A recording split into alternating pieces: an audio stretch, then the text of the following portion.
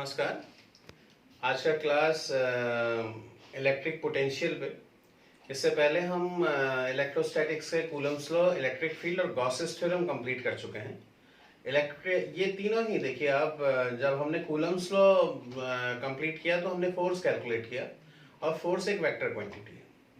फिर हमने Gauss's theorem से भी इलेक्ट्रिक फील्ड कंप्लीट किया और इलेक्ट्रिक फील्ड का जो चैप्टर था उससे भी इलेक्ट्रिक फील्ड कंप्लीट किया। ये भी वेक्टर क्वांटिटी, यानी अभी तक हम चार्ज की प्रॉपर्टी को, स्टैटिक चार्ज की प्रॉपर्टी को एक वेक्टर क्वांटिटी से उसे एक्सप्लेन कर रहे थे, उसे पढ़ रहे थे। अब चार्ज को ही हम पढ़ रहे हैं लेकिन उसके एक स्केलर क्वांटिटी की वजह से। तो यानी इलेक्ट्रोस्टैटिक पोटेंशियल में हम पूरे के पूरे चैप्टर में एक स्केलर क्वांटिटी की तरह ट्रीट करने वाले हैं। तो it is the scalar property of the static charge. Electric potential जो है वो स्केलर प्रॉपर्टी है। तो है क्या इलेक्ट्रिक पोटेंशियल? इसको पढ़ने से पहले एक चीज मैं आपको बताना चाहूंगा, line integration of electric field. कि line integration of electric field क्या होता है, फिर इलेक्ट्रोस्टैटिक पोटेंशियल क्या होता है, इलेक्ट्रोस्टैटिक पोटेंशियल डिफरेंस क्या होता है, उसका सिग्निफिकेंस क्या है, उसकी जरूरत क्या है। तो सबसे पहले हम लोग पढ़ते हैं line integration of electric field.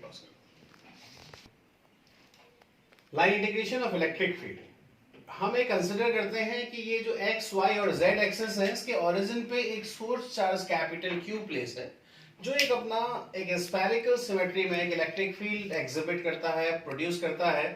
तो ये जो डॉटेड लाइन है या इलेक्ट्रिक फील्ड लाइन को रिप्रेजेंट करती है, जो डॉटेड लाइन है। इसी में देखिए हमने एक पाथ कंसिडर किया है, कोई आर्बिट्ररी पाथ, कोई ऐसा पाथ जो हमारे मन की तरह, जो हम चाह रहे हैं उस तरह का जहां पाथ हमने ले लिया ए बी, कोई एक हमने पाथ कंसिडर कर लिया और उसमें एक सेगमेंट कंसिडर कर लिया डीएल। यानी इसमें हम ये कह सकते हैं कि जो डीएल है ये इलेक्ट्रिक फील्ड के अंदर कोई एक सेगमेंट है। अब ये इसका क्या मतलब हुआ, इसको मैं जरा इसका सिग्निफिकेंस बताता हूं। अगर मैं ई डीएल लिखूंगा तो it will be E DL cos theta, और निकाल के आ रहे हैं हम line integration of electric field. और जब मैं E को लिख सकता हूं F upon Q DL cos theta. तो E DL cos theta, E DL जो निकल के आया हमारा सिग्निफिकेंट वाइज, अगर मैं इसे लिखूं 1 upon Q, this Q is not that capital Q, this is the test charge. ये टेस्ट चार्ज है, जो कोई टेस्ट चार्ज माना इस डीएल पाथ पे हम मूव करा रहे हैं। यहां पे हो जाता है एफ डीएल कॉस थीटा। तो E d l is equal to 1 upon q, इसे मैं डी डब्ल्यू लिख सकता हूं। F d l cos theta is d डब्ल्यू, वर्क डन। कितना वर्क डन बाई डी डब्ल्यू? कौन सा वर्क डन है? डीएल पाथ में किसी भी चार्ज को मूव कराने में जितना वर्क डन लिया गया। अगर मैं इस कंप्लीट पाथ को ले लूं, जब मैं इंटीग्रेशन करूंगा तो कहां से कहां तक चार्ज को मूव करना पड़ेगा? ए से बी तक। तो ई डीएल जो आपके पास आ गया वो आ गया डब्ल्यू कहां से कहां तक भाई? ए से बी तक डिवाइडेड बाय क्यू नॉट मान लेते हैं। टेस्ट चार्ज को क्यू नॉट से दिखाते हैं तो q naught is the test charge. तो this is the significance of line integration of electric. देखिए line integration of electric field is the work done to move any unit test charge from point A to point B, or it is the work done to move any point charge between two points in the electric field. Electric field के अंदर किन्हीं भी दो point के बीच में charge को move कराने में जो वर्क डन करना पड़ रहा है यूनिट चार्ज को, वही इलेक्ट्रिक फील्ड का लाइन इंटीग्रेशन। तो अगर कोई तुमसे पूछे कि what is the unit of the E dot DL, तो अब आप इसे क्या कह सकते हो? What is the unit? It is joule per coulomb. Joule per coulomb याद रखिएगा, इसे हम वोल्ट भी बोलते हैं। क्या बोलते हैं?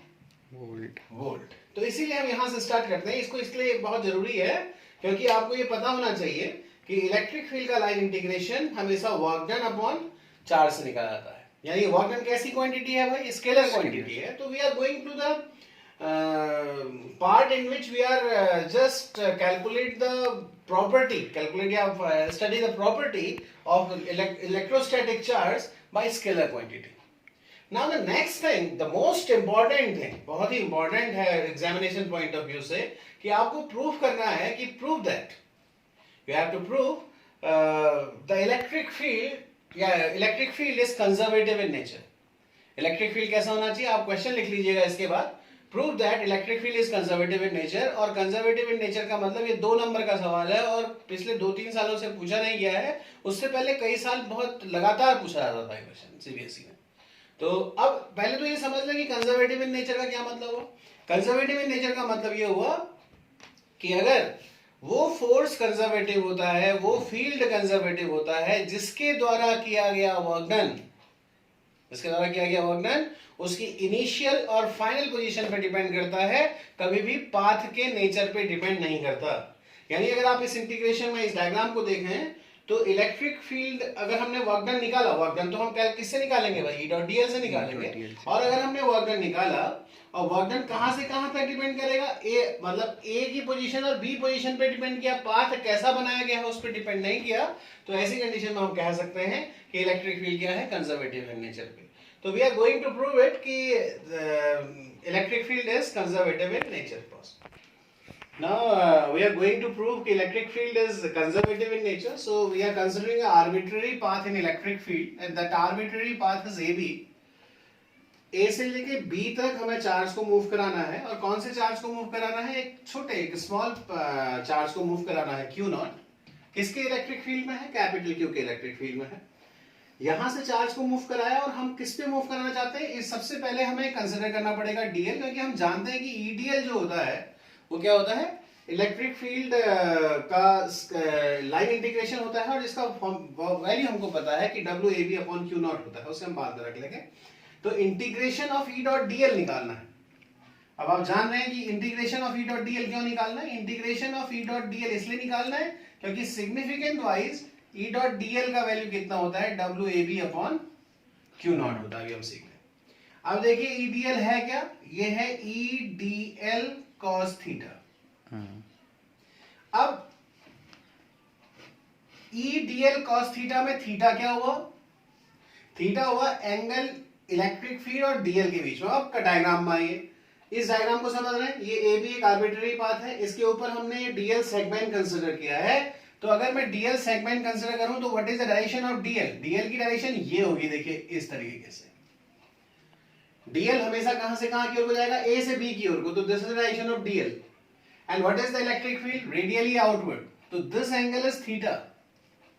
किस किस के बीच का एंगल बन रहा है, इलेक्ट्रिक फील्ड और DL के बीच में। अब आप सोचेंगे कि ये वाला एंगल थीटा, ये वाला एंगल थीटा नहीं है। What is the direction of DL, DL की डायरेक्शन ये है, देखिए ऊपर की ओर को जा रहा है। What is the direction of the electric field, this is electric field, so this angle is theta. If this angle is theta, then this angle is also theta, this angle is also theta. ये देखिए आप, इस point का, ये P point मान लें आप इसे, जहां से DL स्टार्ट हो रहा है, इस पॉइंट को अगर को X मान लें और इस वाले पॉइंट को Y मान लें जहां पे DL खत्म हो रहा है, तो X पॉइंट का पोजीशन वेक्टर हमने क्या कंसीडर किया है, R। अब क्योंकि पोजीशन चेंज हो गई उसकी, X से कहां पहुंच गया, Y, इसलिए पोजीशन वेक्टर क्या हो गया, R+dr। अगर मैं इसमें परपेंडिकुलर, बहुत क्लोज है, अगर मैं परपेंडिकुलर ड्रॉ करूं तो देखिए ये सेगमेंट और ये सेगमेंट हम R कंसीडर कर सकते हैं, तो बचा सेगमेंट कितना हो गया, dr। तो अगर अब मैं इस ट्राइंगल को देखूं जरा, आप देखिए X, इसको मैं N मान लूं, XNY, ये कैसा ट्राइंगल है, राइट ट्राइंगल है। राइट ट्राइंगल का बेस ये है, परपेंडिकुलर ये है, हाइपोटेन्यूज ये है। और अगर इस ट्राइंगल में एक्स एंड वाई में, अगर आप यहां देखें ध्यान से, एक्स एंड वाई में ये 90 डिग्री हमने ड्रॉ किया था, this is the perpendicular we have drawn, this is dr, this is dl, तो I can write cos theta is equal to base upon hypotenuse. तो what is dr, tell me, it is dl cos theta. फिर से समझ लें, ये electric field बाहर की ओर गया, DL का डायरेक्शन ये है, this is the direction of the angle between electric field and DL, let this be theta, तो यहां भी थीटा हो गया आपके पास। और इस ट्राइंगल में आप देखें x y n पे, तो ये dr है, ये dl है, तो dr is equal to dl cos theta, dr is equal to dl cos theta हमारा निकल के आया। तो इस dl cos थीटा को, इसका वैल्यू है कितना, WAB/Q0 है। इस dl cos थीटा को हम क्या लिख सकते हैं, dr लिख सकते हैं, and it is WAB upon Q not. Limit कहां से कहां तक जानी है, क्योंकि अब ये r पे इंटीग्रेट हो रहा है, कहां पे इंटीग्रेट हो रहा है, r पे, और हमें लेके कहां जाना है भाई, a से लेके b तक। तो लिमिट कहां से कहां जानी है हमारी, RA से लेके RB तक। अब बताएं इलेक्ट्रिक फील्ड का वैल्यू होता कितना है, इलेक्ट्रिक फील्ड का वैल्यू है हमारा as per Coulomb's law 1/4 pi epsilon naught Q upon R square dr। इसका वैल्यू कितना हुआ भाई, WAB अपॉन Q नॉट। देख लें electric field to point charge इतना हो गया, क्योंकि वो डिस्टेंस आ रहा है आपका। क्या कांस्टेंट है, 1/4 pi epsilon not comes constant, Q is constant, the integration is r की पावर -2 dr, कहां से कहां तक, RA से लेके RB तक। क्या निकल के आ रहा है, WAB अपॉन Q नॉट निकल के आ रहा है। WAB अपॉन Q नॉट को लेफ्ट में लिख देता हूं मैं, WAB upon Q naught is equal to 1/4 pi epsilon naught capital Q। Integration को अगर हम करेंगे तो इंटीग्रेशन जब हम कर लेंगे तो ये हो जाएगा r की पावर -2 + 1 डिवाइडेड बाय -2 + 1, कहां से कहां तक, RA to RB। WAB upon Q naught is equal to 1/4 pi epsilon naught Q, minus sign ये वाला आ जाएगा, देखिए आप लोग, -2 + 1 इज माइनस, मैंने बाहर लगा दिया, 1/R। ये हो जाएगा 1/R, कहां से कहां तक, RA से RB तक। WAB अपॉन निकाल दें, WAB निकाल दें तो ये हो जाएगा Q not 1/4 pi epsilon naught Q not, bracket में बन जाएगा 1/RB - 1/RA, और बाहर एक साइन है माइनस, और जब ये माइनस अंदर जाएगा तो आपके पास आ जाएगा 1/4 pi epsilon naught Q not 1/RA - 1/RB। ध्यान से देखें,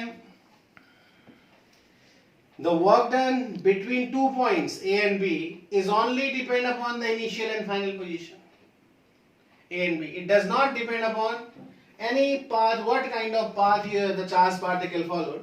तो कोई किसी तरह का चार्ज के पार्टिकल में किस तरह का उसने पाथ फॉलो किया है, इससे कोई मतलब नहीं है।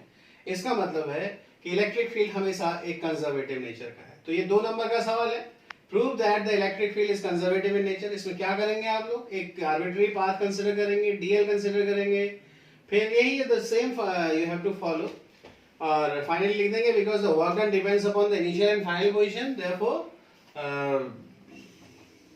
therefore the electric field is conservative in nature. Okay, now we are going to start electric potential.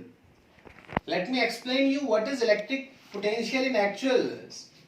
जरा ध्यान से रखिएगा, क्योंकि मैं आपको मैथमेटिकल पार्ट की ओर को ज्यादा एम्फसाइज करूंगा इलेक्ट्रिक पोटेंशियल के, और उसके सिग्निफिकेंस वाइज वास्तव में इलेक्ट्रिक पोटेंशियल होता क्या है इस पे मैं ज्यादा ध्यान दूंगा। डेफिनेशन तो अपने आप याद हो जानी चाहिए। मान लेते हैं कि कोई चार्ज कैपिटल Q किसी पर्टिकुलर पोजीशन पे रखा हुआ है, तो क्या होगा भाई, ये एक इलेक्ट्रिक फील्ड जनरेट करेगा इन ऑल डायरेक्शन। और क्योंकि आप इलेक्ट्रिक फील्ड पढ़ चुके हैं, इसलिए आप जान रहे हैं किसी भी इलेक्ट्रिक फील्ड का जो रेंज होगा वो इस फॉर्मूले से निकाला जाएगा, E is proportional to 1/r²। यानी जब R का वैल्यू इंफिनिटी होगा तो इलेक्ट्रिक फील्ड 0 होगा। यानी what is the meaning of the infinity, out of range, out of range. मान लेते हैं कि ये एक इलेक्ट्रिक फील्ड है स्फेरिकल सिमेट्री के साथ, और यहां कोई पार्टिकल Q नॉट है एट इंफिनिटी। अब आप मुझे बताएं कि इंफिनिटी पे है तो इसका कोई इन्फ्लुएंस है ही नहीं इसमें, और जब इसका कोई इन्फ्लुएंस नहीं है और इस चार्ज पार्टिकल को यहां से उठा के किसी पर्टिकुलर पॉइंट पे प्लेस कर देते हैं, किसी ए पॉइंट पे प्लेस कर देते हैं, ना कुछ तो वर्क डन करना पड़ेगा when it has to be drawn in the electric field. Electric field क्या करेगा, एक फोर्स लगाएगा, और उसकी वजह से हमें एक फोर्स खुद लगाना पड़ेगा इसको यहां तक लाने के लिए। तो whenever we are applying any force, then the work has to be done, and that work done is called electric potential. तो अगर मैं तुमसे आप पूछूं कि what is the value of the electric potential at infinity zero, क्योंकि infinity पे कोई वर्क नहीं करना पड़ रहा, यानी एक तरीके से देखा जाए तो इलेक्ट्रिक पोटेंशियल है क्या? इलेक्ट्रिक पोटेंशियल वर्क डन से निकाली हुई क्वांटिटी है, वर्क डन से निकाली हुई एक प्रॉपर्टी है जो कि इलेक्ट्रोस्टैटिक चार्ज के लिए। यानी electric potential, what is the meaning of the electric potential? Electric potential is always, electric potential can always be calculated in the electric field. जैसे इलेक्ट्रिक फील्ड इंटेंसिटी को भी इलेक्ट्रिक फील्ड में ही calculate कर सकते हैं, उसी तरीके से इलेक्ट्रिक पोटेंशियल को भी इलेक्ट्रिक फील्ड में ही, ये प्रॉपर्टी है, इलेक्ट्रिक फील्ड के अंदर ही एग्जिबिट करेगी। और क्या मानते हुए चल रहे हैं? जिस तरीके से इलेक्ट्रिक फील्ड को हमने इंफिनिटी पे जीरो माना है, उसी तरीके से हम इलेक्ट्रिक पोटेंशियल को भी इंफिनिटी पे क्या मानेंगे? जीरो मानेंगे। तो it is the amount of work done to bring any charge, unit charge from infinity to any point in the electric field. तो किसी इलेक्ट्रिक फील्ड के अंदर लाने में जितना भी वर्क डन करना पड़ेगा उसे इलेक्ट्रिक पोटेंशियल कहेंगे उस पर्टिकुलर पॉइंट का। अगर मैं आपसे कहूं कि VA मतलब potential at A, because it is a scalar quantity, so it is calculated by W, तो it will be W infinity to A divided by Q naught. इसमें साफ नजर आ रहा है आपको वर्क डन कहां से किया जा रहा है? इंफिनिटी से कहां तक लाने में करना है? W। तो this is VA। What should be the unit? जरा बताएं। यूनिट विल बी वोल्ट और जूल पर कूलम। अब आप देखें, ये तो हो गया पोटेंशियल, मतलब the charge is to be bring from infinity to any point in the electric field. अगर दोनों पॉइंट कहां पे हैं? इलेक्ट्रिक फील्ड के अंदर ही है, और चार्ज को इन दो पॉइंट के बीच में मूव कराना है, तो भाई अब यहां पे तो पोटेंशियल क्या था? जीरो था। यहां पे पोटेंशियल कुछ है, यहां पे भी पोटेंशियल कुछ है। अगर मैं आपसे कहूं कि what is the potential at A, तो आप कहोगे कुछ तो होगा, क्योंकि इंफिनिटी पे जीरो है, इंफिनिटी से लाने में लग जाएगा। B पे भी आप कहोगे कुछ तो होगा, क्योंकि ये तो इलेक्ट्रिक फील्ड के अंदर पॉइंट है, A माइनस B। और अगर मैं यहां से यहां मूव कराना पड़ो तो मैं इसको कहूंगा पोटेंशियल डिफरेंस। क्या बोलूंगा? पोटेंशियल। इसको तो बोला मैंने पोटेंशियल, इसको बोला पोटेंशियल, इसको बोल रहा हूं मैं PT, पोटेंशियल डिफरेंस। अब now what is the definition of the potential difference? It is the amount of work done to move unit charge between any two points in the electric field. किन्हीं भी दो point के बीच। अब दो point को मैं क्या मान लेता हूं भाई? मान लेता हूं VF minus VI, V final minus V initial. Final position जैसे यहाँ पे B है, मान लेते हैं VB minus V is equal to कितना होगा? कहां से लाना होगा? इनिशियल पोजीशन से। कहां लाना होगा? फाइनल पोजीशन पे, divided by Q naught. The unit is same. So this is the definition of the electric potential. But what is the significance of the electric potential? अगर आपसे पूछा जाए कि इलेक्ट्रिक पोटेंशियल है क्या, आपको मैं कैसे पहचानूं कि इलेक्ट्रिक पोटेंशियल है क्या, तो उसके लिए मैं एक और चीज आपको बताने वाला हूं। इलेक्ट्रिक पोटेंशियल का सिग्निफिकेंस, डेफिनेशन समझ में आ गया, यूनिट समझ में आ गए, क्वांटिटी कैसी है, स्केलर क्वांटिटी है, समझ में आ गया। अब मैं आपको बताता हूं कि इलेक्ट्रिक पोटेंशियल वास्तव में उसका सिग्निफिकेंस क्या है। मान लेते हैं एक बॉडी, आप इसे चार्ज कर रहे हो, you are giving the positive charge to that body, तो क्या होगा जरा बताएं?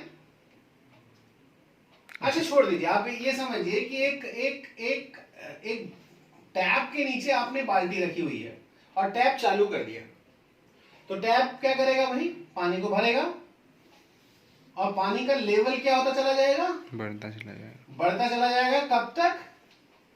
जब तक बाल्टी पूरी तरीके से, जब तक बकेट पूरी तरीके से भर ना जाए अप टू द ब्रिम।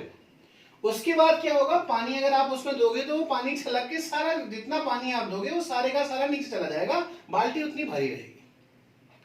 समझ पा रहे हैं आप लोग? अब आप बाल्टी को कहिए कंडक्टर, बाल्टी को क्या कहिए? कंडक्टर। पानी को कहिए चार्ज, और लेवल को कहिए पोटेंशियल। अब बोलिए क्या हुआ था? बाल्टी में पानी के भरने से लेवल बढ़ा था। अब इसको बोलिए बाल्टी को कंडक्टर, कंडक्टर में चार्ज को देने से पोटेंशियल बढ़ा। तो what is conductor? That can hold charge. What is charge? which is to be given to the conductor, which is being stored in the conductor. And what is potential? It is the level of the charge. charge. So what is the potential in significance wise? It is the level of charge. Charge. Okay, अगर मैं आपको इसे समझा पाया तो अब मैं फिर से इसमें आता हूं. जब मैं इसको पॉजिटिव चार्ज दूंगा तो इसका क्या बढ़ेगा भाई? पोटेंशियल. क्या बढ़ेगा? पोटेंशियल. कब तक बढ़ेगा? जब तक ब्रिल तक नहीं हो जाए. जब तक ये मैक्सिमम ना हो जाए. कैसा ना हो जाए? मैक्सिमम. अब कैसे डिसाइड होगा कि ये मैक्सिमम हो गया? जब तक चार्ज फ्री इलेक्ट्रॉन बाहर आने लगे. जब तक चार्ज इसमें दिया जाए और सारे का सारा अब दिया जाने वाला चार्ज सारा कहां चला जाए? सराउंडिंग. अब पूछो जी, सराउंडिंग में क्यों जाएगा चार्ज? जगह नहीं होगी. क्यों जाएगा सराउंडिंग में चार्ज? जगह. चार्ज को कोई आशीर्वाद थोड़ी प्राप्त है भगवान का कि वो सराउंडिंग में चला जाएगा. चार्ज सराउंडिंग में क्यों जाएगा? आप मुझे ये बताएंगे कि चार्ज सराउंडिंग में क्यों जाएगा? ये नेक्स्ट क्लास का क्वेश्चन है. अभी आपको मैंने सिर्फ इतना बता दिया कि किसी भी कंडक्टर को अगर हमने चार्ज किया, इसको इंसुलेटिंग मानते हैं, नहीं तो दिक्कत हो जाएगी. ये इंसुलेटिंग है, कंडक्टर को आपने दिया, ये इंसुलेटिंग स्टैंड है, इससे ग्राउंड पे नहीं आ रहा है, आपने पॉजिटिव. तो इसका जैसे ही हमने पॉजिटिव चार्ज दिया तो इसका पोटेंशियल भी पॉजिटिव हो गया था. इंपॉर्टेंट बात इज दैट के what kind of charge you are giving to the conductor. Now if it is positive, the potential becomes positive. If it is negative, the potential becomes negative. And if you are giving any charge to negative charge to the body, then its potential becomes negative up to the maximum. जब तक maximum ना हो जाए. अब एक और बड़ी खूबसूरत बात कि ये क्या डिसाइड कर रहा है? पोटेंशियल हो गया, हमने किसी को चार्ज दिया तो चार्ज क्या हो गया आपका? स्टोर हो गया और उसने पोटेंशियल बढ़ा दिया बॉडी का. क्यों सराउंडिंग में जा रहा है? इसे हम नेक्स्ट क्लास में बताएंगे. अब इस क्लास में आप सोचेंगे आप लोग, अगर मैं इसको ऐसे मिला देता हूं by conductor, what will happen? The positive charge and it is the negative charge body, negative potential. ये हो गया नेगेटिव पोटेंशियल. कैसा पोटेंशियल हो गया? Negative. P is negative. And the negative potential is called low potential. It is called low potential. Low potential. And it is called high potential. यानी इन दोनों में potential difference है. ये हाई पोटेंशियल है, ये low potential. There is a potential difference. What will happen? The positive charge will flow from high potential to low potential. आप जानते हैं कि लेवल ही है ऐसा जो कि किसी भी चीज को फ्लो करवाने पे मदद करता है. अगर लेवल डिफरेंस नहीं है तो पानी भी फ्लो नहीं करेगा. पानी हिमालय से समुद्र की ओर को इसीलिए जाता है क्योंकि हिमालय हाई पोटेंशियल पे है और समुद्र जो है वो लो पोटेंशियल पे है. उसी तरीके से ये चार्ज के हाई पोटेंशियल पे है पॉजिटिव और ये लो पोटेंशियल पे है, तो पॉजिटिव चार्ज का फ्लो हमेशा हाई पोटेंशियल से लो पोटेंशियल की ओर होगा और नेगेटिव चार्ज का फ्लो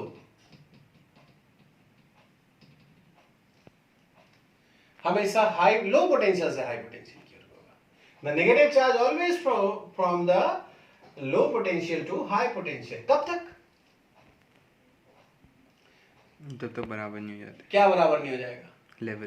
लेवल क्या है? लेवल क्या बोलते हैं? हाँ, जब तक कि पोटेंशियल बराबर ना हो जाए. और पोटेंशियल का मतलब क्या? पोटेंशियल डिफरेंस जीरो ना हो जाए. जब तक इन दोनों में पोटेंशियल डिफरेंस है, पोटेंशियल डिफरेंस जीरो होने का मतलब दोनों का पोटेंशियल सेम ना हो जाए. यानी चार्ज का फ्लो तभी तक रहता है जब तक पोटेंशियल डिफरेंस जीरो ना हो जाए. ओके, तो ये पोटेंशियल डिफरेंस ही है जो चार्ज के फ्लो को डिसाइड करता है. The potential difference is the quantity that decides the continuous flow of charge. ये आपको समझ में आया कि पोटेंशियल का सिग्निफिकेंस क्या है, क्या जरूरत पड़ती है. एक बहुत इंपॉर्टेंट बात, अर्थ का पोटेंशियल कितना होता है? अर्थ का पोटेंशियल हमेशा जीरो होता है. अर्थ का पोटेंशियल हमेशा जीरो होता है. अगर आप किसी बॉडी को जो कि पॉजिटिवली चार्ज थी, अगर आप उसे अर्थ से कनेक्ट करते हो जैसे कि आपने कंडक्शन में किया था, तो क्या होता है? ये कैसा पोटेंशियल है? High. This is high potential. And what is the potential of earth? It is zero. तो पॉजिटिव चार्ज कहां से कहां की ओर को फ्लो करेगा, अभी हमने बताया हाई पोटेंशियल से लो पोटेंशियल। तो यहां से चार्ज फ्लो करेगा जो जीरो में चला जाएगा। अब आप कहोगे कि सर आपने तो कहा था इलेक्ट्रॉन फ्लो करेंगे, मैं कहूंगा हाँ भाई इलेक्ट्रॉन ही फ्लो करेंगे, पॉजिटिव चार्ज फ्लो नहीं करेगा। लेकिन for our convenience it is the convention कि हाई पोटेंशियल से लो पोटेंशियल की ओर को पॉजिटिव चार्ज फ्लो करता है। अगर आयन होते किसी इलेक्ट्रोलाइट में तो वो फ्लो करते हैं। यहाँ पे क्योंकि इलेक्ट्रॉन का फ्लो होगा तो चाहे आप कहिए कि ये भी तो मैंने कहा कि the negative charge always flow from the low potential to high potential, तो अर्थ से इलेक्ट्रॉन फ्लो करेंगे और यहाँ आ जाएंगे कब तक, जब तक कि इन दोनों का पोटेंशियल सेम ना हो जाए। अब अर्थ का पोटेंशियल तो बढ़ नहीं सकता, धरती माता तो बहुत बड़ी है, इसमें से अगर आप कुछ इलेक्ट्रॉन्स निकाल लेते हैं, कुछ हजार कुछ लाख कुछ करोड़, तो इलेक्ट्रॉन आपकी न्यूट्रलिटी पे कोई फर्क नहीं पड़ता अर्थ की। तो अर्थ की न्यूट्रलिटी हमेशा बनी रहती है, इसलिए अगर आप इसमें से इलेक्ट्रॉन निकाल भी लिए तो ये तो जीरो पे ही रहेगा। इसका मतलब इसको कब तक डिस्चार्ज होना पड़ेगा, इसको कब तक चार्ज का फ्लो होगा, जब तक इसका पोटेंशियल भी क्या ना हो जाए, जीरो। इसीलिए आप याद होगा आपको कंडक्शन में हमने पढ़ा था, इंडक्शन में हमने पढ़ा था कि पहले उस वाली तार को तोड़ेंगे, मतलब एक सीक्वेंस था वायर को डिस्कनेक्ट करने का। इसका मतलब है कि आप इसको अगर जैसे ही कनेक्ट करेंगे वैसे इसका पोटेंशियल जीरो हो जाएगा। नेगेटिव वाला अगर है तो भाई, अगर नेगेटिव वाले को अगर आपने अर्थ से कनेक्ट कर दिया बताइए तो क्या होगा, अर्थ से नेगेटिव। वेरी गुड, ये अर्थ का पोटेंशियल हाई हो गया। अब इसके हिसाब से देखिए अर्थ का पोटेंशियल क्या हो गया, high. Zero is higher than negative value, तो electron will move from the conductor to here. Negative charge always from low potential to high potential. कब तक, क्योंकि ये तो जीरो से बढ़ नहीं सकता, इसलिए कब तक, जब तक कि इसका पोटेंशियल जीरो ना हो जाए। इसका मतलब ये पोटेंशियल ही है जिसकी वजह से ये डिसाइड हो रहा है कि अगर कोई भी कंडक्टर को आप अर्थ से कनेक्ट कर देते हो तो उसका जो पोटेंशियल है वो जीरो हो जाएगा। तो this is the significance and the potential and potential difference. in next class we will move on the mathematical part of electric potential, और बहुत ही इंपॉर्टेंट है क्योंकि ये स्केलर क्वांटिटी है, थोड़ा सा कैलकुलेशन में आसान होगा लेकिन इंपॉर्टेंट बहुत है, इसे जरूर पढ़ लें आप लोग। Thank you and have a nice day.